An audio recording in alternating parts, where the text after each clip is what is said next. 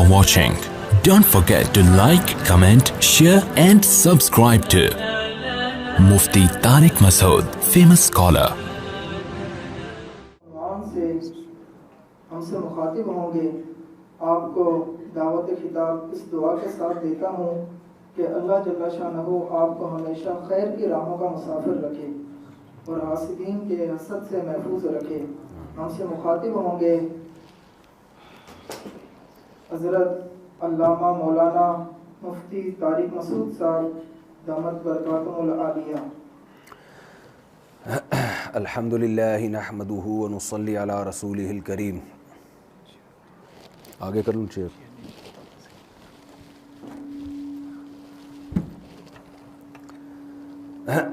अल्हम्दुलिल्लाहि नहमदुहु व नुसल्ली अला रसूलिहिल करीम। इतने सीरियस माहौल में बयान होता नहीं है मेरा,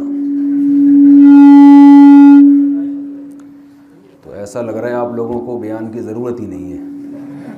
इतने नेक शरीफ। अभी अब्बासीन यूनिवर्सिटी में बयान था तो ये वहाँ के माहौल में यहाँ में बहुत फ़र्क नज़र आ रहा है। इस्लामिक यूनिवर्सिटी है ना,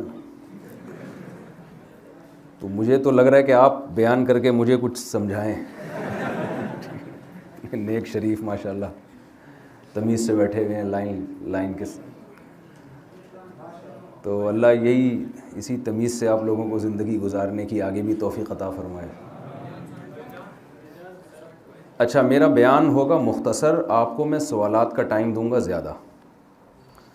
तो मौलाना ने क्या नाम है, हज़रत मुफ्ती अब्दुल रहमान साहब ने विज़न पे मुझे पता चला बहुत अच्छा बयान किया है, तो मैं आपको सवालात का टाइम ज़्यादा दूंगा फिर, क्योंकि मेरा एक और बयान भी आगे ना, तो एक हो चुका है, फिर एक अभी, फिर एक और, तो इसलिए मैं कोशिश करूंगा आपको जो आपके दिल में सवालात हैं बहुत सारे, तो वो अभी आप सोच के रखें। इन्होंने फरमाया कि अल्लाह ताला मुफ्ती साहब को हासिदों के शर से बचाए, तो 3 शादियों की तरफ मेरा दिमाग चला गया। और तो हमारे अंदर कोई ऐसी बात है नहीं जिसमें हसद का ख़तरा हो भाई। कोई या तो बहुत ही कोई ऐसी बॉडी बिल्डर होते हैं हम, या कोई करोड़पति होते, ताजिर होते, तो ताजिरों की हसद खा जाती हमको। तो मैं सोच रहा था किस चीज़ पे हसद। इल्म तो बड़े बड़े उलमा मौजूद हैं, तो एक ही चीज़ रह गई है, उस पर मुझे डर लगता है कि कोई हसद का शिकार ना हो जाऊं। तो देखें, रक्षों के पीछे लिखा होता है जलो मत, जलो मत, और ये भी लिखा होता है कोई जल गया किसी ने दुआ दी। खैर, मुख्तसर बात अर्ज़ करूँगा आपके सामने। आप माशाल्लाह इस्लामिक यूनिवर्सिटी के स्टूडेंट्स हैं, सब एजुकेशन की फ़ील्ड से सबका ताल्लुक़ है। आपको पता है इस्लाम में जो सबसे पहली आयत नाजिल हुई रसूलुल्लाह सल्लल्लाहु अलैहि वसल्लम पे, इक़रा बिस्मि रब्बिकल्लज़ी खलक़, खलक़ल इंसान मिन अलक़, इक़रा व रब्बुकल अकरमुल्लज़ी अल्लम बिल क़लम, अल्लमल इंसाना मा लम यअलम। कमाल की बात यह है कि हमारे पैगंबर सल्लल्लाहु अलैहि वसल्लम के हाथ मुबारक ने कभी अलिफ़ की लकीर भी नहीं खींची।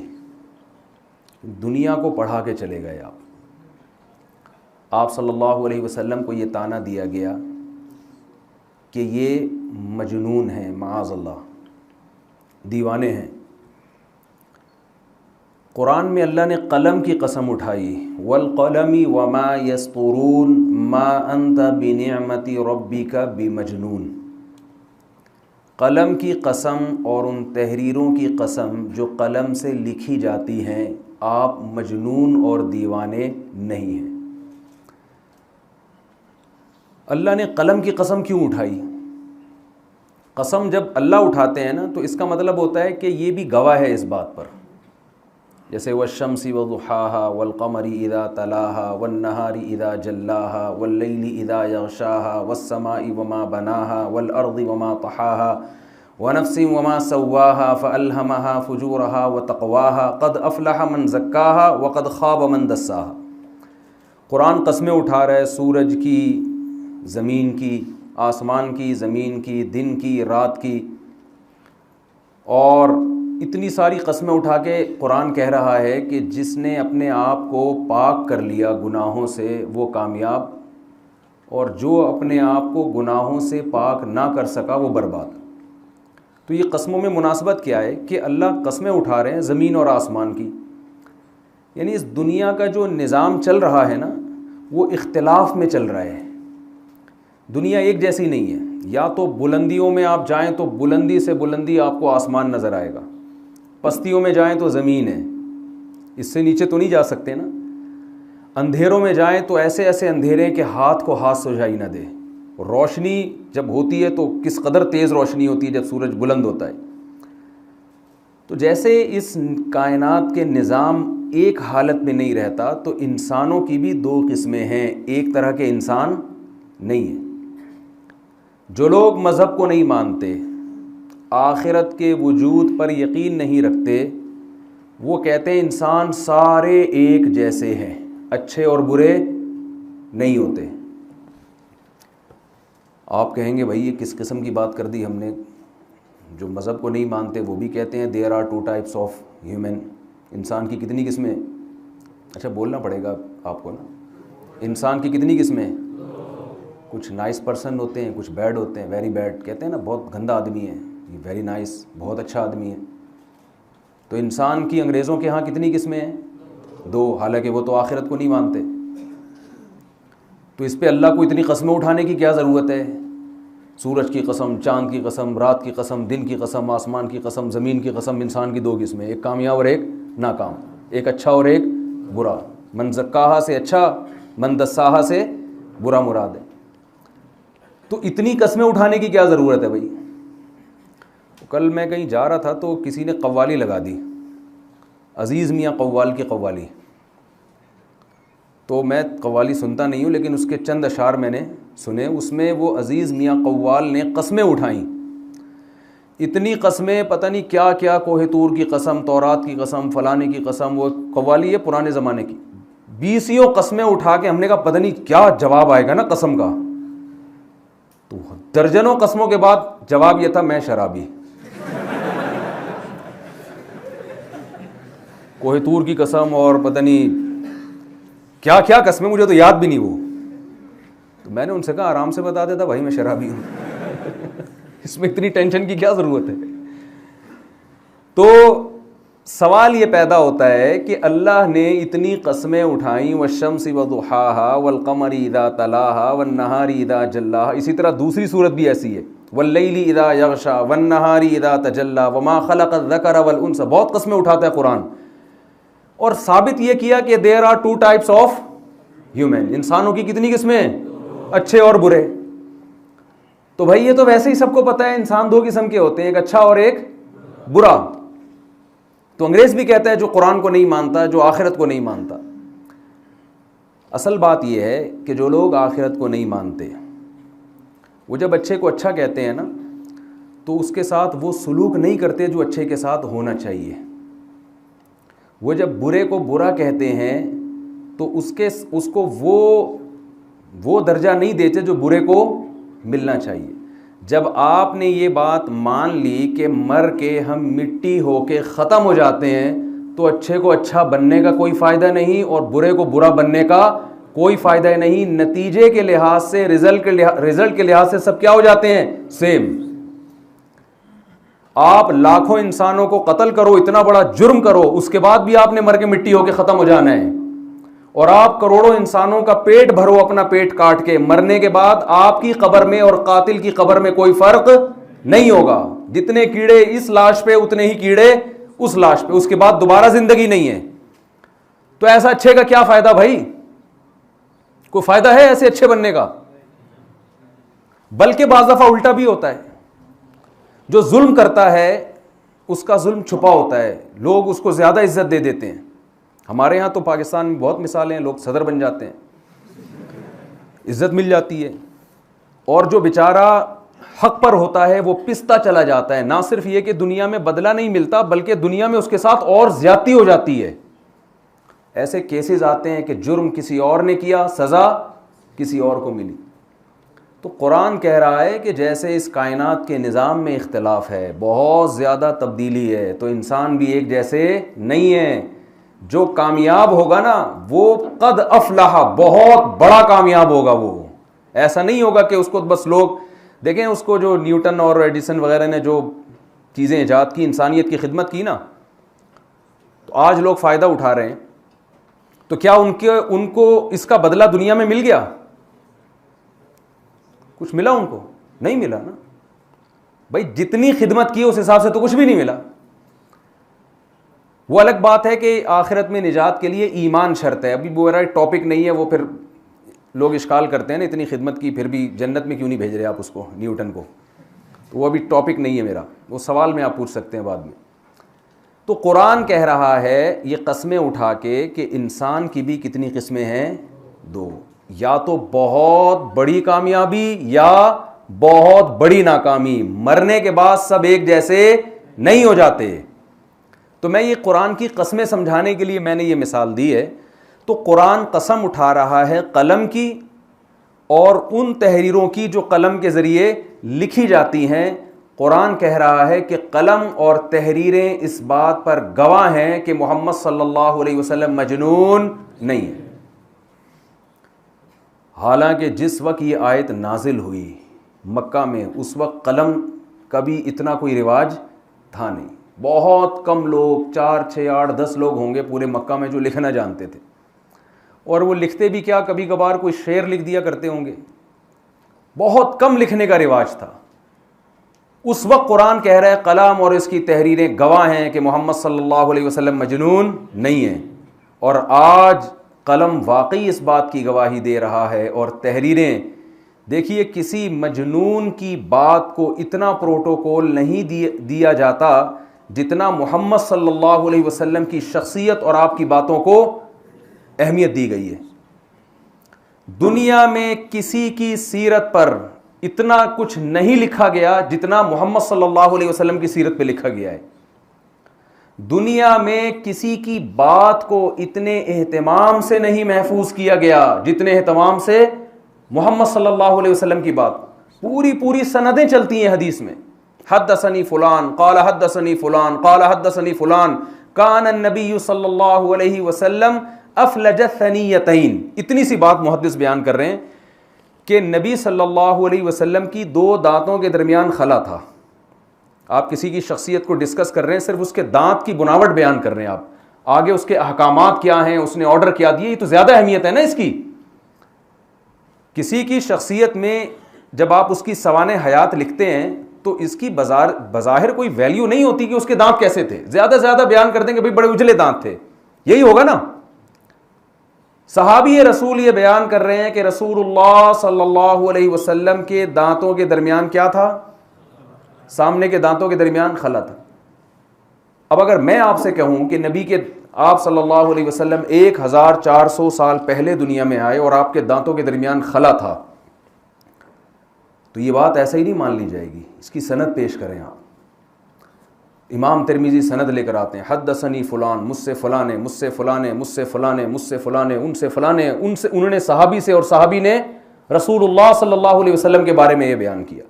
इतनी सी बात को महफूज रखने के लिए सनदों का सिलसिला चलता है। फिर उन सनदों के रावियों पे किताबें लिखी गई हैं। सियर आलाम नुबला अल्लामा ज़हाबी की एक एक रावी का आपको उसमें तज़किरा मिलेगा। ये रावी किस सन में पैदा हुआ, किस सन में इसका इंतकाल हुआ। जो नबी के बारे में सिर्फ एक बात बयान कर रहे हैं कि आपके दोनों दांतों के दरमियान क्या था? खला। उस रावी का फिर की मुलाकात भी अपने उस रावी से साबित थी जिससे वो नकल कर रहे हैं। फिर इनके बारे में मुहद्दिसीन का तबसरा क्या है? कज़्ज़ाब है, सिक़ा है, काबिल एतमाद है या नहीं? इनके मशाइख कौन कौन है जिनसे इन्होंने इल्म हासिल किया और कौन कौन इनके शागिर्द हैं जो इनसे हदीसें लेते हैं? मजहूल या मस्तूर तो नहीं है। इतनी तफसील के बाद छान फटक के ये हदीस इस काबिल बनेगी कि आप नबी के बारे में ये यकीन से कह सकते हो कि वाकई आपके दोनों दांतों के दरमियान खला था। ये प्रोटोकॉल इस कायनात में पैगंबर के सिवा किसी और को मिला है? तो जिस कलम ने यह सनद लिखी है और जिस किताबों में हदीस की यह सनद लिखी गई है, वो कलम और उसकी लिखी हुई ये तहरीर और वो किताबें गवाही दे रही हैं कि मोहम्मद सल्लल्लाहु अलैहि वसल्लम मजनून नहीं थे। किसी मजनून को इतना प्रोटोकॉल नहीं मिलता। उसकी तो तालीमात ऐसी होती है जो समझ से वाला तर होती हैं। तो अल्लाह ताला ने हमें एक ऐसे पैगंबर से जोड़ा है जिनकी तालीमात आज भी उसी तरह महफूज हैं जिस तरह 1400 साल पहले थी। आप सल्लल्लाहु अलैहि वसल्लम चलते कैसे थे, खाते क्या थे, आपके सर में कितने बाल सफ़ेद थे। ये तो वो चीज़ें जिनका शरीयत से बराह रास्त ताल्लुक़ नहीं है, और जिनका शरीयत से बराह रास्त ताल्लुक़ है वो किस कदर महफूज हैं। यूएसए से खातून का फ़ोन आया कि मैं चाहती हूँ कि मरने से पहले विरासत की जो वसीयत है मैं करके जाऊँ, क्योंकि यहाँ अमेरिका का लॉ है, कानून है कि अगर कोई शख्स मर गया तो उसकी विरासत वारिसों में डिवाइड, बोलने पर पाबंदी है गवर्नमेंट, डिवाइड नहीं होती। अलबत्ता आप अगर पहले से वसीयत कर दें तो वो आपकी वसीयत के मुताबिक। तो उन्होंने कहा मैं लिखवाना चाहती हूँ वसीयत, और लॉयर से फिर मैं उसको एक कानूनी हैसियत दिलवा के, ताकि एक कानून का हिस्सा बन जाए वो। मुझसे उन्होंने पूछा जी मेरे ये वारिस हैं, ये यूँ हैं, फलाना है। मुझे ये तो पता था शौहर तो मर ही गए होंगे, क्योंकि होता ये है कि 99% शौहरों के पहले मरने का रेशो हमारे यहाँ चल रहा है। वल्लाहु आलम उसकी क्या वजूहात होती हैं।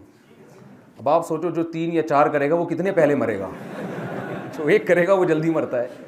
एक अक्सर मैं दिलचस्प वाक़या लोगों को सुनाता हूँ। एक खातून आई, एक साहब आए अपनी वालदा को लेके। माँ का बड़ा हक़ होता है, लेकिन वो बेचारी थोड़ी सी ज़रा ज़्यादा सख्ती कर रही थी औलाद पर। तो मुझे अपनी वालदा को लाए कि इनको समझाएं आप, मेरी वालदा हैं, ये बहुत ज़्यादा औलाद पे सख्ती कर रही हैं, बहुत ज़्यादा ज़रा ज़बान वालदा की तेज़ है, तो थोड़ा सा समझा दें। तो वालदा को लाए तो अब वो बोले जा रही हैं, मुझे बोलने ही नहीं दे रही। मुझे अंदाज़ा हो गया इनके शौहर का इन्ना लिल्लाह हो चुका होगा, क्योंकि अगर मैं मज़ीद आधा घंटा बैठ गया तो मैं डिप्रेशन से मर जाऊंगा, तो इनके शौहर कैसे बर्दाश्त कर रहे होंगे। तो मैंने वैसे ही, मुझे यकीन था कि शौहर मर चुके होंगे अब तक, मैंने वैसे ही पूछ लिया आपके शौहर का इंतकाल कब हुआ। तो उन्होंने या ये पूछा कि इंतकाल हुआ, उन्होंने कहा वो तो 10 साल पहले मर गए थे। मैंने आहिस्ता से बोला ताकि उनको सुनाई न दे, मैंने कहा फिर भी बहुत बर्दाश्त कर लिया 10 साल गुजार लिए, बोले जा रही है ना। तो मैंने उनसे कहा, मैंने पूरा विरासत का वो बना के दे दिया, भाई फ़लाँ को इतना, फ़लाँ को इतना, जो भी शरीयत का हुक्म है। तो उन्होंने कहा वहाँ हमने लॉयर से पूछा, लॉयर ने कहा ये तो बड़ा ख़ानदानी सिस्टम है, ये बेहतरीन, बेटी को आधी विरासत दी गई है, बेटे को दुगनी। इस पे लोग एतराज़ करते हैं, हालांकि इस्लाम ने बेटे पे जो जिम्मेदारियां माली डाली हैं ना, जब वो निकाह करेगा तो बीवी की तमाम तर जिम्मेदारी किस पर होगी, शौहर पर होगी। और जब लड़की निकाह करेगी करोड़ों रुपए की भी मालिक हो, एक धेला भी उस पर लाजिम नहीं है कि अपनी औलाद या अपने शौहर पे खर्च करे। तो उसको शरीयत अगर 1 लाख रुपए दे रही है तो वो महफूज कर रही है, और बेटे को 2 लाख दे रही है तो खर्च करवा रही है उससे। नतीजे के लिहाज से औरत ही को फ़ायदा है इसमें।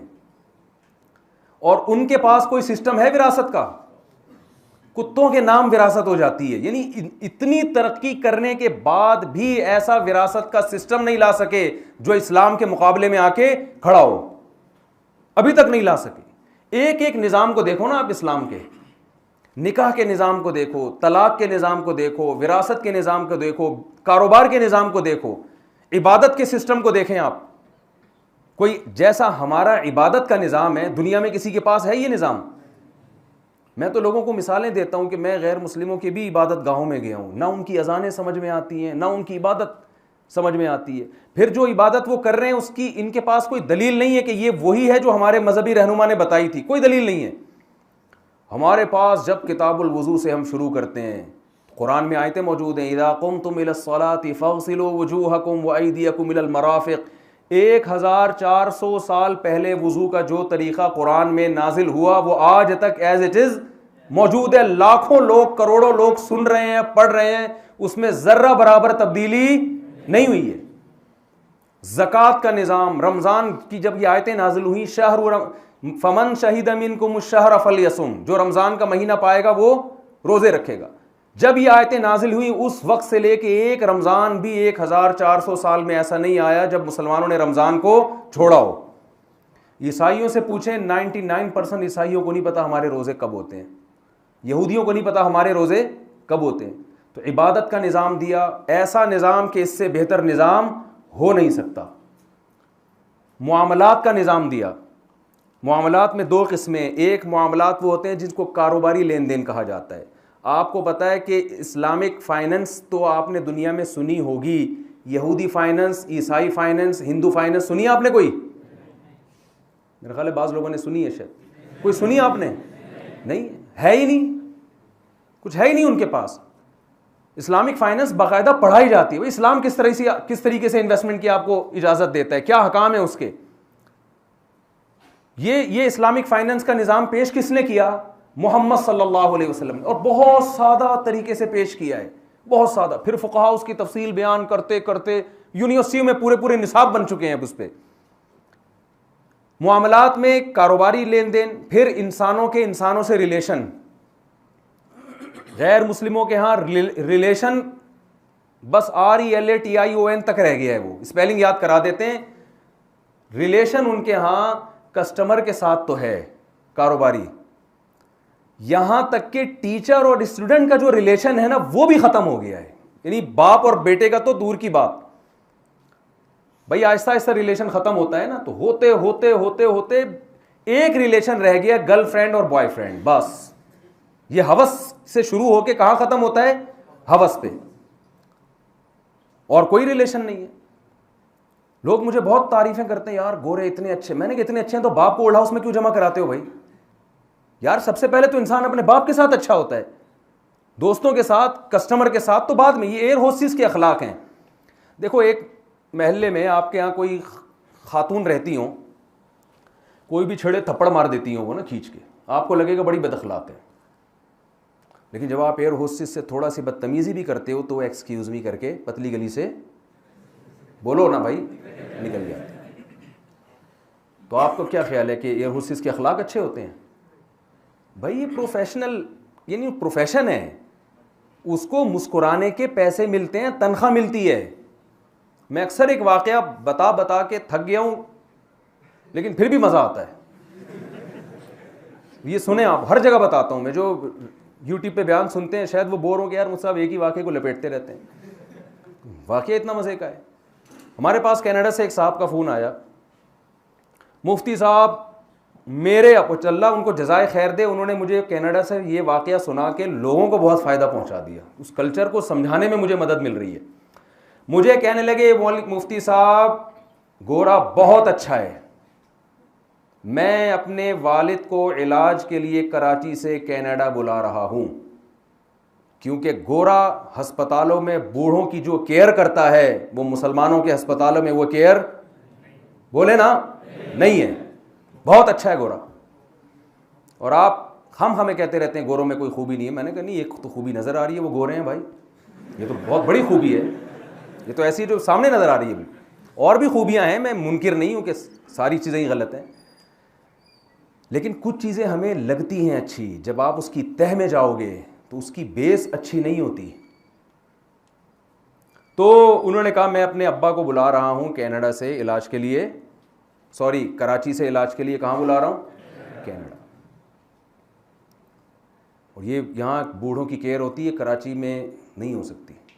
कितने अच्छे हैं ये लोग, यहाँ नर्सें बहुत केयर करती हैं, ख्याल करती हैं बूढ़ों का। हमारी नर्सें उसे देख के बूढ़ा वैसे ही बेचारा। तो मैंने कहा भाई बात यह है कि आप मुसलमान हैं, पाकिस्तानी हैं, इसलिए आपको अपने अब्बा की इतनी फ़िक्र है कि आप अब्बा को लाखों रुपए खर्च करके, वीज़ा का प्रोसेस कितना मुश्किल, फिर ख़र्चा आने जाने का, फिर इलाज भी फ्री थोड़ी है, आपको तो देना पड़ेगा पैसा। इतने पैसे आप अब्बा के इलाज पे इसलिए खर्च कर रहे हो कि आप पाकिस्तानी हो, आप मुसलमान हो। क्या किसी गोरे में इतना ज़र्फ है? इस नर्स से पूछना जो अपने अब्बा की इतनी केयर कर रही है, कि अपने अब्बा को भी पूछती है ये घर में। मैंने कहा ये जो नर्स जिसकी आप तारीफ़ें कर रहे हो, इससे पूछो आपको अपने अब्बा से मिले हुए कितना टाइम हो गया, तो 50% नर्सें कहेंगी हमें तो पता ही नहीं हमारा अब्बा है कौन। पंजाब में कहते हैं ऐसा अब्बा कहाँ से लब्बा, सुना होगा ना, ऐसा अब्बा। पंजाब के लोग भी बड़े मस्ताए हुए होते हैं। तो मैंने कहा 50% तो कहेंगे अब्बा का ही नहीं पता हमें। 50% ने अपने अब्बा को ओल्ड होम में जमा करा दिया होगा। वहां दूसरी नर्सें पैसे लेके, तनख्वाह लेके उनकी केयर कर रही होंगी। अपने अब्बा को का इलाज कराने के लिए तैयार नहीं है, उसको ओल्ड हाउस में जमा करा रही है, दूसरों के अब्बा की इतनी अच्छी खिदमत। तो ये भाई एक प्रोफेशन है, ये कोई वो अखलाक नहीं है जो इस्लाम आपको सिखा रहा है। और मैंने कहा हमारे यहाँ जो नर्स जिसकी आप बुराइयाँ कर रहे हो, आपके अब्बा की केयर नहीं कर रही, लेकिन जब अपने अब्बा आएंगे तो आपके अब्बा को छोड़ के अपने अब्बा की बहुत केयर करेगी। तो आप बताओ, अपने अब्बा पहले होते हैं या दूसरों के अब्बा? अच्छे अखलाक का से पहले अपने अब्बा से शुरू होते हैं, दूसरों के अब्बा से शुरू होते हैं। मुसलमान अपने बाप और अपनी माँ की फिक्र पहले करता है, दूसरों की फिक्र बाद में करता है। तो मैं ये बता रहा था कि इस्लाम का जो रिलेशन का एक निज़ाम है, मामलात होते हैं ना, देखिए एक अल्लाह और आपके मामलात, उनका ताल्लुक़ इबादत से है। नमाज, ज़कात, हज, रोज़ा, आपने अल्लाह को कैसे खुश करना है। फिर इस्लाम ने एक निज़ाम दिया आपस में कैसे मामलात होने चाहिए, उसमें लेन देन, तिजारत, मुलाजमत, उसके हकाम। फ़िक़्ह की किताबों में इजारा के हकाम अलग हैं, ख़रीदो फ़रोख्त के हकाम अलग हैं, मुजारबा, मुशारका, आप देखिए कितनी लंबी डिटेल है, फिर उन पर कितने हाशिए चढ़े होते हैं, कैसी जुज़ियात बयान की जाती हैं, पूरा निज़ाम समेट के फ़ुक़हा ने बयान कर दिया। और जो रिलेशन है आपस में, फिर आपस में रिलेशन में इस्लाम ने रिश्तेदारी के हुकूक अलग से बयान किए।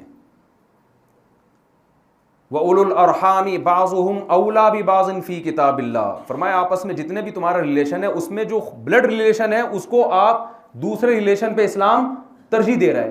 गोरों के पास ये चीज़ नहीं है ही नहीं। अल्लाह कह रहे हैं कि इसका पहले हक है।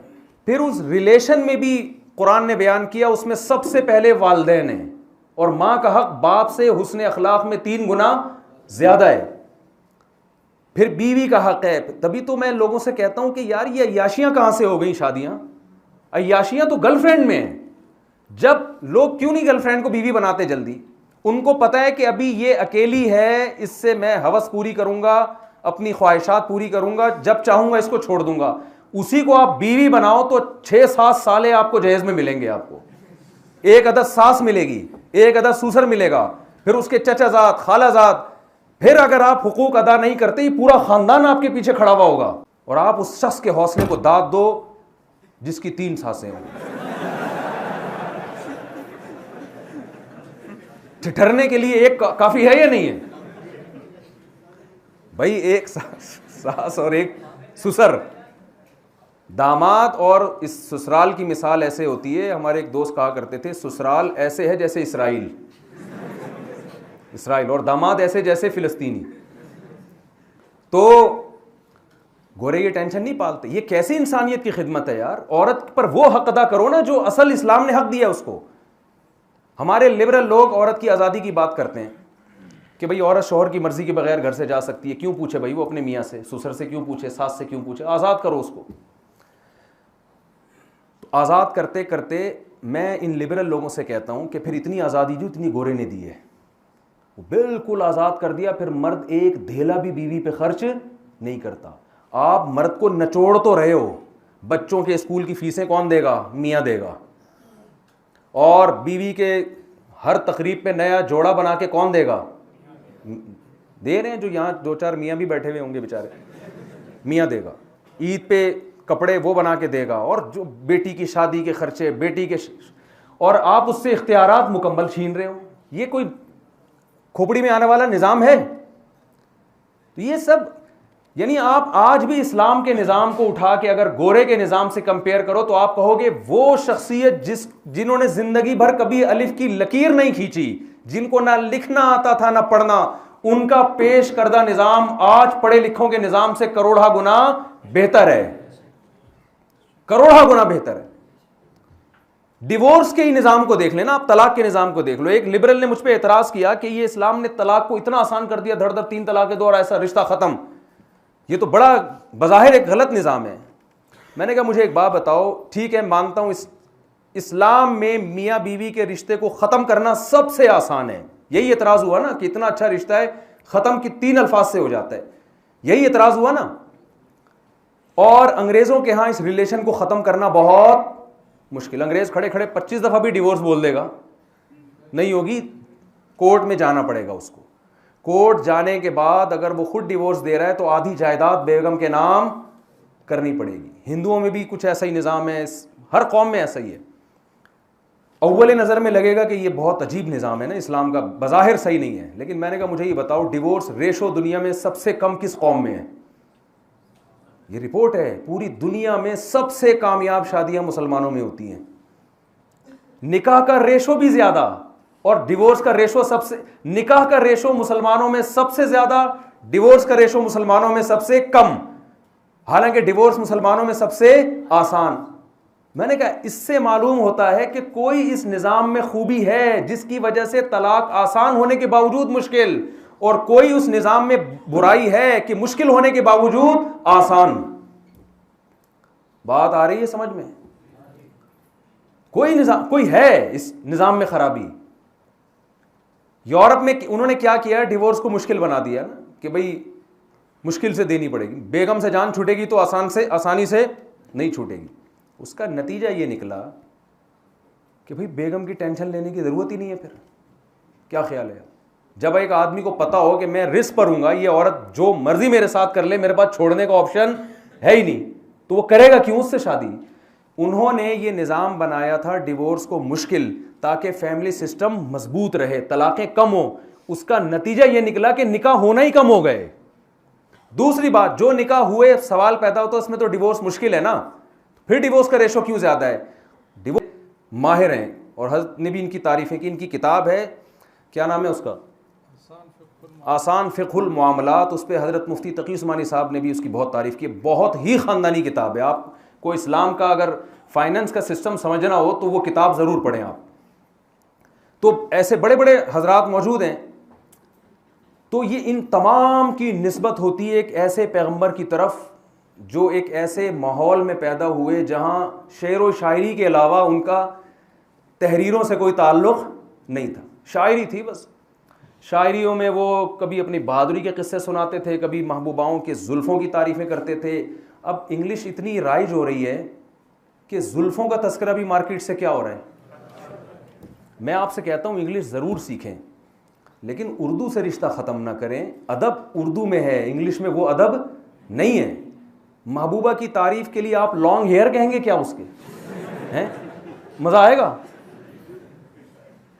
ये इस्तिआरात और ये किनायात जो उर्दू में मज़ा है वो इंग्लिश में थोड़ी है। ये तो गोरे खुद इसका इतराफ़ करते हैं। जिन गोरों ने उर्दू सीखी है वो खुद मोतरिफ हैं कि अदब ये उर्दू में इंग्लिश से 1000 गुना ज़ायद है। तो उर्दू से ताल्लुक़ अपना कायम रखें। आप इंग्लिश ज़रूर सीखें, बैनुल अक़वामी ज़बान है, लेकिन उर्दू से रिश्ता ना छोड़ें। यूरोप में जो जा रहे हैं, अमेरिका में जा रहे हैं, अपने बच्चों को उर्दू नहीं सिखा रहे। मैं कहता हूँ भाई उर्दू से रिश्ता ख़त्म होने का मतलब तुम्हारा अपने कल्चर से रिश्ता ख़त्म। फिर अंग्रेज़ के बच्चे पैदा होंगे, आप कहेंगे यार अच्छा पहले से पढ़े लिखे पैदा हों। आप ये कहेंगे कि भाई अंग्रेज़ के बच्चे पैदा होंगे तो हम तो यहाँ अंग्रेज़ बनाना चाह रहे, पैदाइशी अंग्रेज़ हो तो सुभान अल्लाह, बहुत ख़तरनाक हो जाएगा अंग्रेज़ का बच्चा पैदा हो गया। क्योंकि वहाँ से कॉल्स आती हैं जिनके बच्चे यहाँ के माहौल के आदी नहीं हैं, तो वो क्या, सबकी बात नहीं कर रहा, बहुत अच्छे भी हैं, बहुत सही है, वहाँ जाके ज़्यादा अच्छे हो जाते हैं, लेकिन हालात बहुत ख़राब हैं। वो एक गैरत का किस्सा मैं सुनाता हूँ। एक गोरे ने किसी से कहा कि मैं बड़ा गैरतमंद हूँ।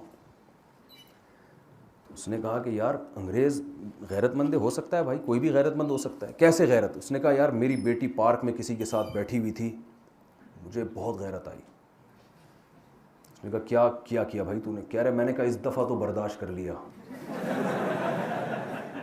आज के बाद बर्दाश्त नहीं कर।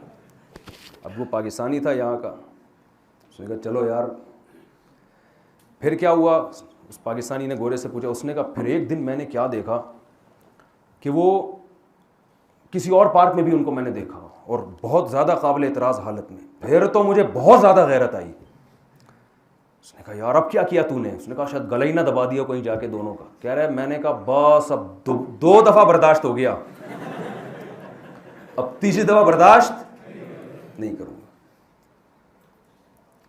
कह रहे एक दिन क्या मैंने देखा कि अपने घर के सोफे पे दोनों को बैठे हुए देखा मैंने, गेस्ट रूम जो होता है उसमें। कह रहा है मैंने कहा अब नहीं बर्दाश्त करूँगा मैं।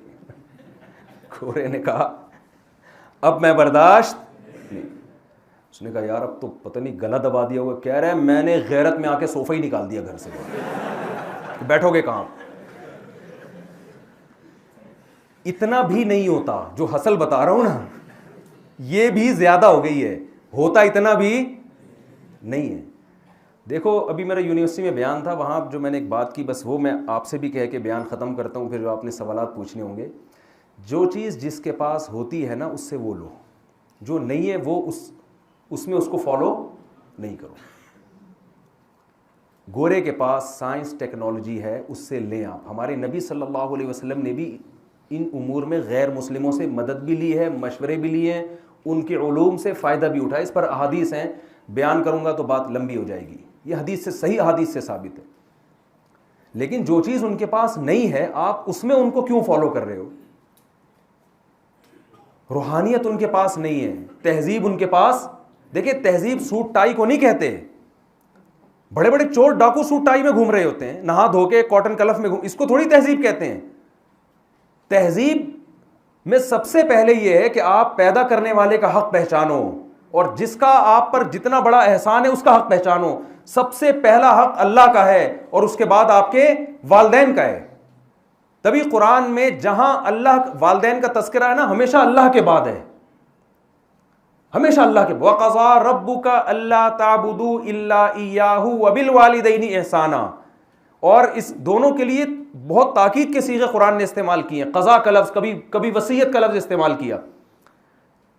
मैं अगर डॉक्टर अब्दुल कदीर खान, अल्लाह उनकी मग़फ़िरत फरमाए, उनके पास चला जाऊं और अपनी गाड़ी लेके कि आप मेरी गाड़ी का इंजन ठीक कर दें, डॉक्टर साहब कहेंगे भाई मुझसे क्यों ठीक करवा। मैं कहूँगा आप इतने पढ़े लिखे, आपने एटमी धमाका किया, आप मेरी गाड़ी नहीं ठीक कर सकते। वो क्या कहेंगे, भाई मैं गाड़ियों का मैकेनिक नहीं हूं, मैं जितना बड़ा भी हूं लेकिन मैं अपनी फील्ड से मुताल्लिक आपको रहनुमाई दे सकता हूं। जो इल्म मेरे पास है ही नहीं, मैं कैसे आपको उसमें गाइड कर सकता हूं। आप पंखा ठीक करवाने के लिए डॉक्टर के पास चले जाएं। यार डॉक्टर साहब उस दिन मैं एक मरीज को लाया था, तड़पता हुआ मरीज, और लाइलाज था, वो सब कह रहे थे ये इसका कोई इलाज नहीं, आपने उसको ठीक कर दिया, तो मेरा पंखा भी ठीक कर दें आप। डॉक्टर कहेगा भाई तेरे मरीज का इस पंखे से क्या ताल्लुक। आप कहेंगे जो मरीज को ठीक करना मुश्किल है, ये पंखा। कहेगा भाई मरीज को पंखा ठीक करने के लिए तो इतने ज़्यादा कोर्सेज नहीं करने पड़ते, वो तो कोई भी छोटू को बिठा दो ले जाके पंखे वाले की दुकान पे, गंजा करा दो उसको, उसकी सर पे 2-4 दफ़ा चपत पड़ेंगे, पंखा। वही होता है ना, आपने मैकेनिक को देखा होगा, छोटू पाना लेकर आ, ऐसा होता है ना। उसके लिए गंजा होना ज़रूरी है। गंजे ही होते हैं अक्सर, मैंने देखा है। जो मैकेनिक के यहाँ बच्चे होते हैं ना, सीख रहे होते हैं, उनसे उस्ताद कर रहा होता है और वो छोटू करके उससे, तो उसके लिए तो ये इल्म काफ़ी है। तो आप कहें कि डॉक्टर साहब आपने इतना पेचीदा इल्म हासिल किया, आपने उस दिन एक मरीज़ को ठीक कर दिया और आप एक छोटा सा पंखा ठीक नहीं कर सकते। डॉक्टर कहेगा भाई हर आदमी हर फील्ड में माहिर नहीं होता।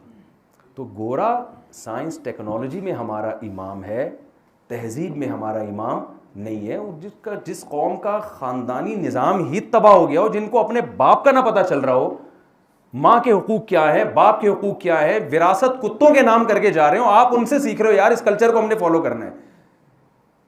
तो ये हमारी यूनिवर्सिटियों में ना एक अजीब दिमाग बनता चला जा रहा है। हर चीज आइंस्टाइन से पूछ रहे हैं, हर चीज न्यूटन से पूछ रहे हैं।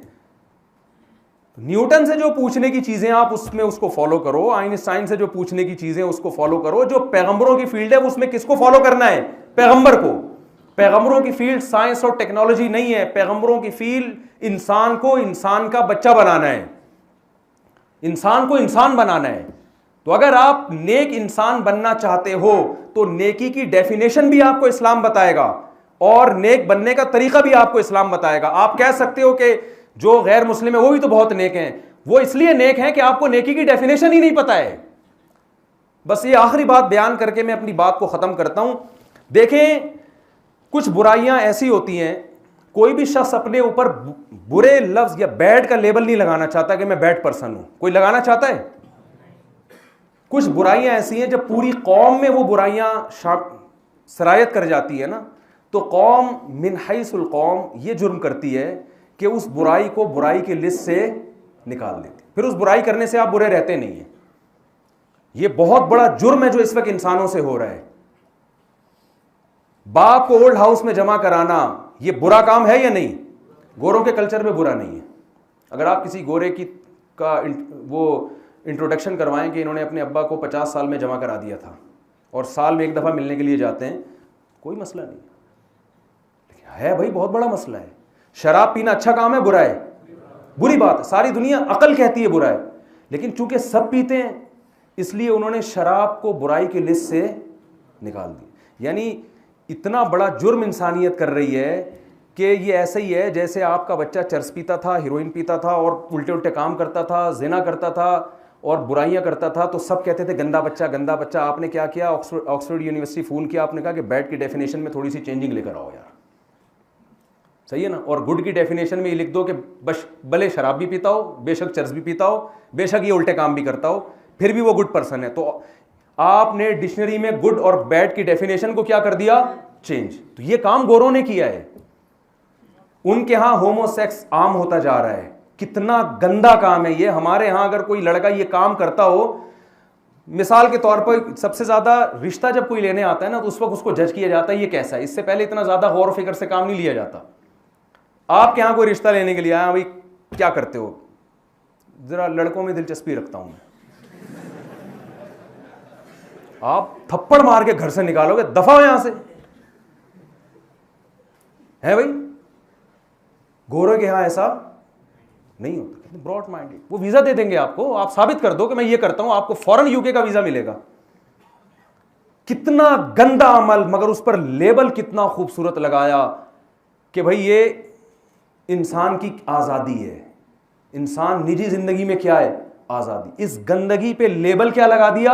आजादी का, और उसको गुड की डेफिनेशन में शामिल कर लिया। तो ये जुर्म दुनिया कर रही है। हमारे पास इस्लाम है जो हमें इन धांधलियों से बचाता है, और इस्लाम ये बताता है कि जो खुदा को नहीं मानता या खुदा के साथ झूठे खुदाओं को शरीक करता है वो गुड पर्सन हो नहीं सकता, क्योंकि सबसे पहला हक क्रिएटर का है जिसने आपको बनाया है, जो बनाने वाले को नहीं। मुझे एक दिन कहा किसी ने कि न्यूटन ने इतनी इंसानियत की खिदमत की फिर भी वो जहन्नम में जाएगा। अगर इस्लाम उस तक पहुंचा था और खुदा की तौहीद पर ईमान नहीं लाया तो इस्लाम न्यूटन का नाम लेके नहीं बताता कि ये वाला जाएगा। इस्लाम एक उसूल बयान करता है, भाई न्यूटन हो, एडिसन हो, जो भी हो। मुझे नहीं पता कि न्यूटन तक इस्लाम पहुंचा था नहीं पहुंचा, ये मेरा टॉपिक नहीं है, ना मुझे न्यूटन को ज़बरदस्ती जहन्नम में पहुंचा के कोई खुशी महसूस हो रही है। लेकिन एक उसूल है ना कि अल्लाह ने एक उसूल बयान कर दिया कि जो अपने खुदा को नहीं मानेगा, खुदा की तौहीद और बनाने वाले को, और उसके पैगंबरों पर ईमान नहीं लाएगा बशर्ते कि पैगंबरों की दावत पहुंची भी हो उस तक, तो अल्लाह कहते हैं कि उसका हर अमल दुनिया में ज़ाया है। तो उन्होंने मुझसे कहा कि यार इतनी इंसानियत की खिदमत करने वाला अगर वाकई इन उसूलों पे पूरा नहीं उतरा तो जहन्नम में जाएगा। मैंने कहा मुझे एक बात बताओ, आपको न्यूटन से क्यों इतनी मोहब्बत है? इसलिए कि उसने कुछ चीज़ें, कुछ लॉज बनाए हैं जिससे इंसानियत ने बहुत फ़ायदा उठाया। तो आप ये नहीं, आपको अपने मोहसिन से इतनी मोहब्बत है कि आप उसको जहन्नम में जाते हुए आपको अच्छा नहीं लग रहा। तो न्यूटन को अपने क्रिएटर से इतनी मोहब्बत क्यों नहीं थी कि उस पर ईमान लाता? वो कहता ये मेरा दिमाग उस खुदा ने बनाया है जिसकी बेस पर मैं इतनी इक्वेशंस बना रहा हूँ और इतने लॉज दुनिया के सामने लेकर आ रहा हूँ। तो अल्लाह के यहाँ अच्छे और बुरे का मयार कुछ और है, इंसानों के यहाँ अच्छे और बुरे का मयार कुछ। और देखिए, इंसान भी अच्छे और बुरे की डेफिनेशन हर आदमी अख्पल तरीके से करता है। पश्तो में अख्पल कहते हैं अपने तरीके से। मिसाल के तौर पर घर में सबसे अच्छा बच्चा माँ बाप के लिए कौन है? जो माँ बाप को कमा के देता है। एक अब्बा अपने बच्चों का तारुफ करवा रहे थे, मेरा बच्चा माशाल्लाह डॉक्टर है, ये इंजीनियर है, ये लेक्चरार है, ये चोर है। चौथे के बारे में कहा चोर है। उसने कहा इतने अच्छे अच्छे बच्चों में एक चोर भी है, तो इस चोर को निकाल क्यों नहीं देते? कहते कमाता यही है असल में। कमाता सिर्फ अकेला यही। तो अब्बा के यहाँ अच्छा बच्चा कौन है भाई? वो नमाज पढ़े ना पढ़े, अब्बा के यहाँ अच्छा बच्चा वो है जो अब्बा को पैसे दे और अब्बा की माने। लेकिन दोस्तों के यहाँ ये अच्छा बच्चा नहीं है। दोस्तों के यहाँ अच्छा दोस्त वो है जो आपको टाइम ज्यादा दे। बीवी के लिए अच्छा शौहर वो है जो अम्मा को ना पूछे लेकिन हर वक्त बीवी का ख्याल करे। लेकिन माँ के लिए अच्छा बेटा वो नहीं है जो अपनी बीवी के बहुत ज्यादा हुकूक पूरे कर रहा है। वो ये है कि बीवी की नहीं सुनता, सुनता सिर्फ मेरी है। तो इंसान अच्छाई और बुराई को अख्पल तरीके से डिफाइन करता है।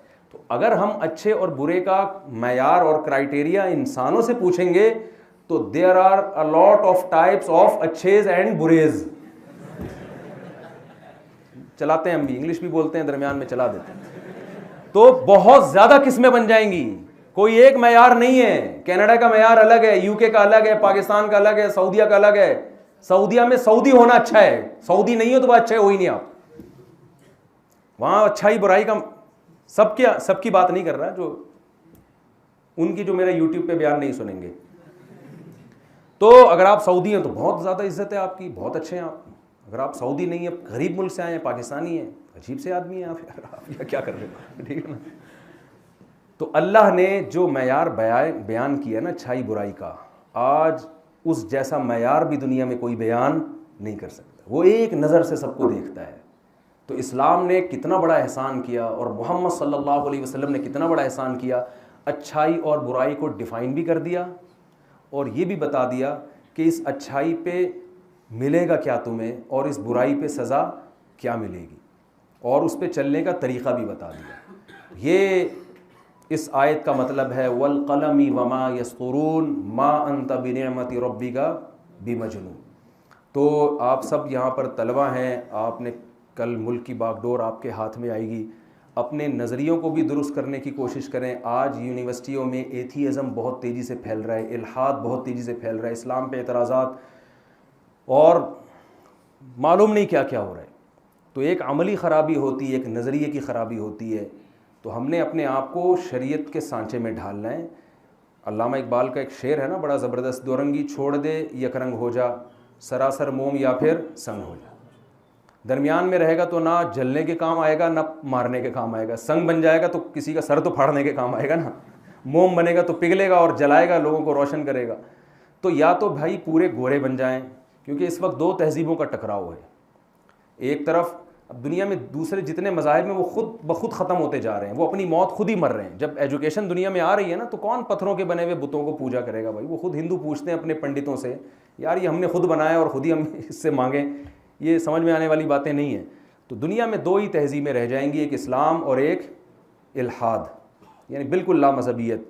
तो आपने फ़ैसला करना है जाना किस तरफ को है। अगर इस तरफ है तो फिर प्रॉपर वे में चलें, आप मुकम्मल इस्लाम को फॉलो करें और इसी में इंसानियत की खैर है।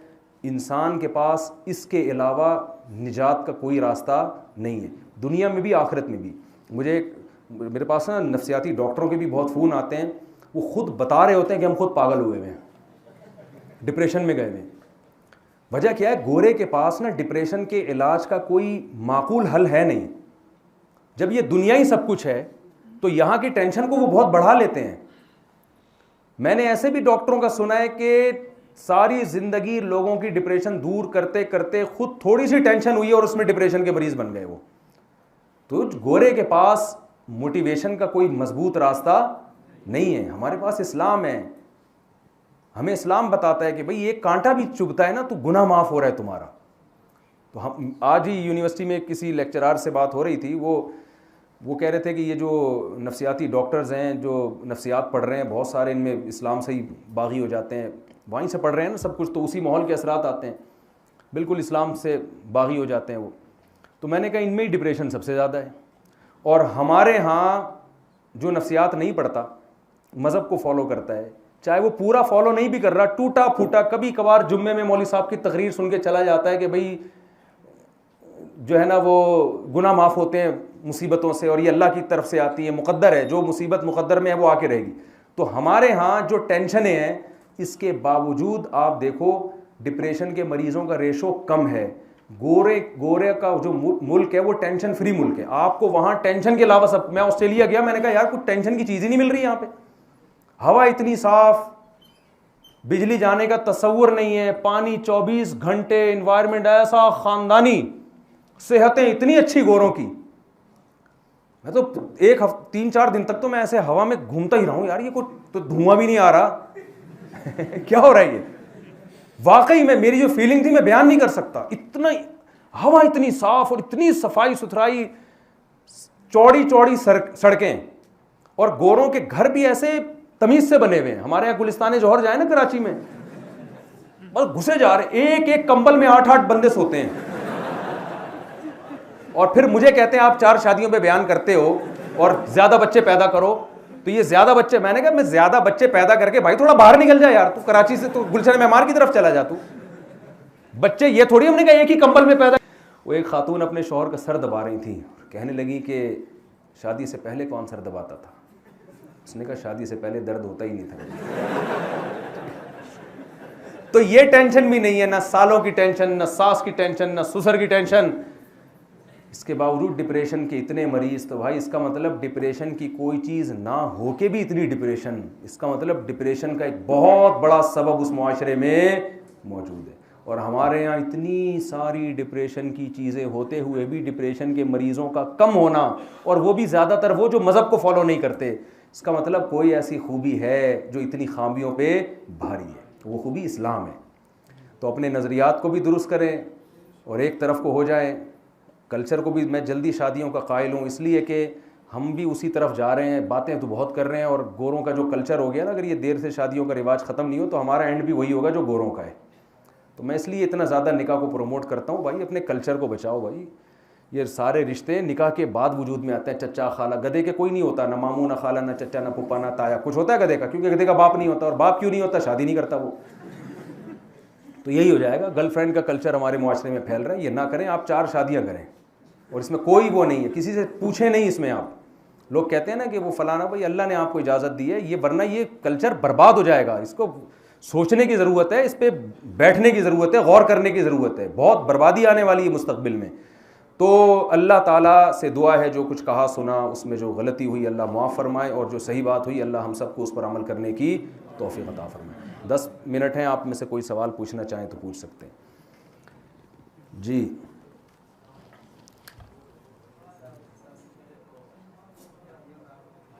जज़ाकल्लाह, बहुत शुक्रिया। ये मास्क उतार के सवाल पूछ लें यार।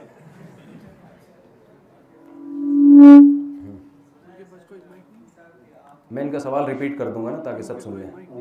आवाज़ आ रही है? जी जी।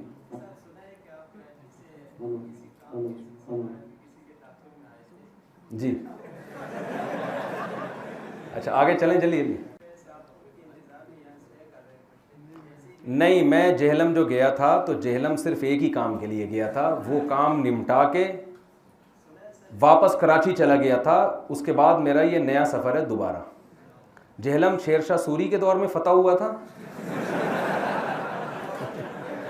और दूसरा 3-4 दिन पहले फतह हुआ है। जी ज़रा स्पीड बढ़ा लें सवाल की ना, बहुत से लोग हैं।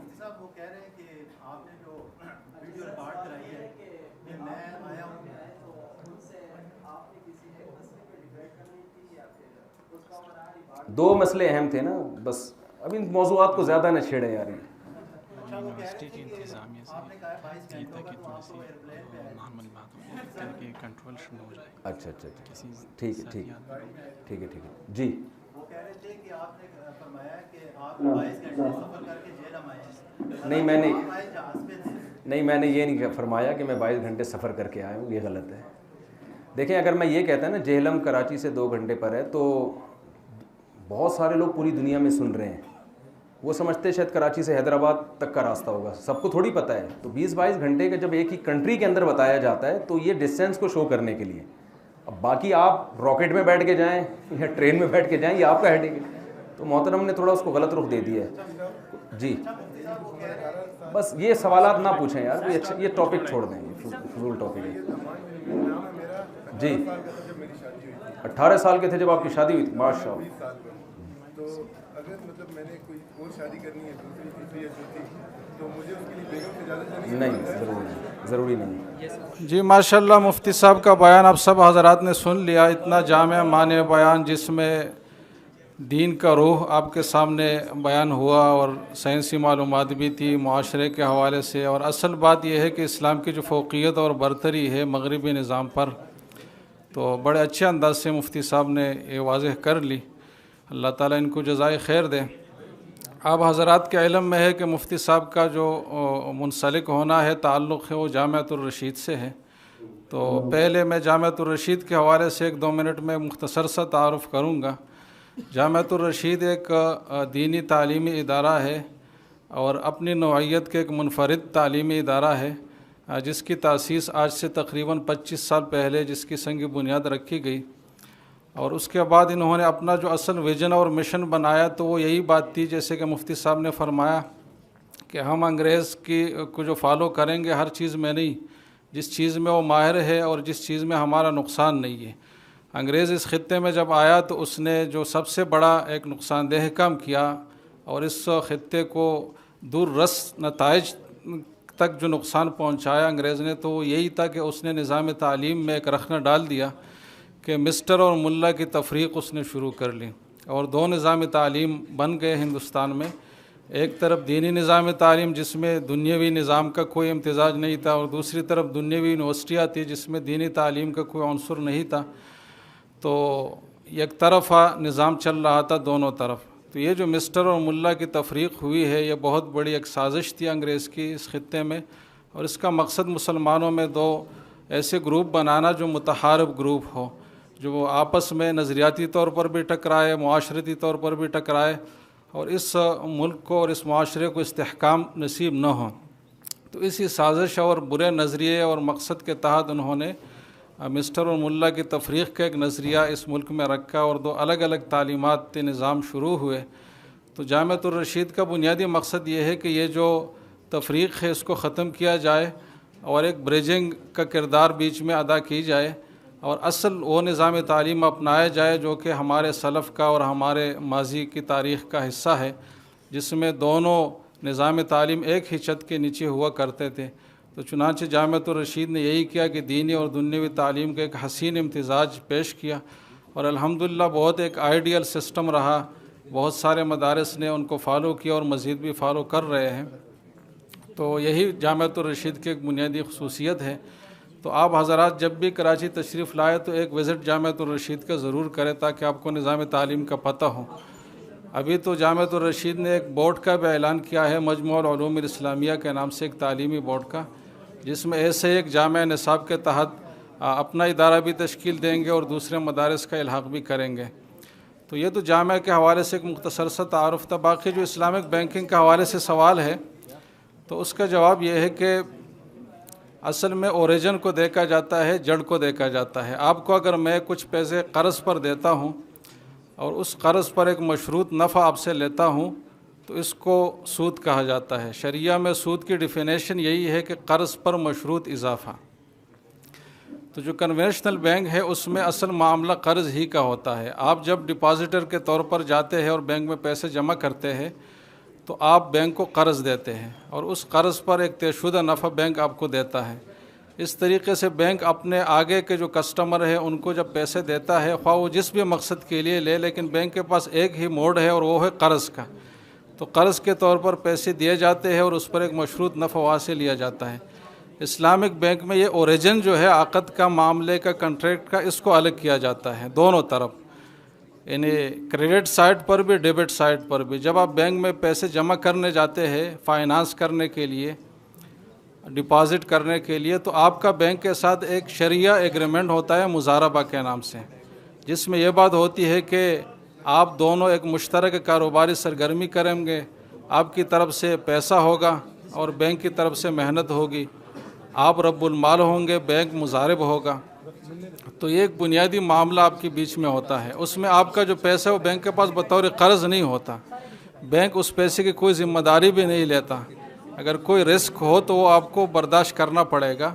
ये अलग बात है कि रिस्क मैनेजमेंट के तहत बैंक ने भी उसके इंतज़ामात किए हैं, लेकिन उसूली लिहाज से वो रिस्क आपका है और आपका जो पैसा है बैंक आगे हकीकी कारोबार में लगाता है। और उस हकीकी कारोबार में लगाने के लिए भी 14-15 बड़े बड़े तरीक़े हैं, वो भी शरिया कंप्लाइंट है। उसमें मुख्तलिफ़ तरीक़े, हर जगह अलग अलग तरीक़े इख्तियार किए जाते हैं। तो उस तरीक़ों से आगे बैंक पैसा लगाता है, तो वहाँ से जो नफ़ा आता है वो मुज़ारबत के उसूल के तहत तकसीम होता है। तो जब ओरिजिन ही अलग हो गया, वहाँ कर्ज़ का मामला तो यहाँ मुज़ारबत का है, तो बाकी जो सिमिलरिटीज़ है, ज़ाहिरी तौर पर यकसानियत है, इससे कोई चीज़ जायज़ नाजायज़ नहीं होती। असल मामला जब अलग हो गया तो वो हराम है और ये जायज़ है।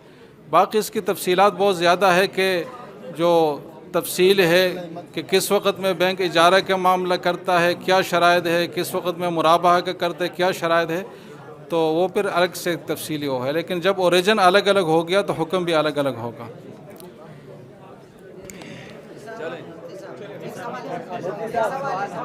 सर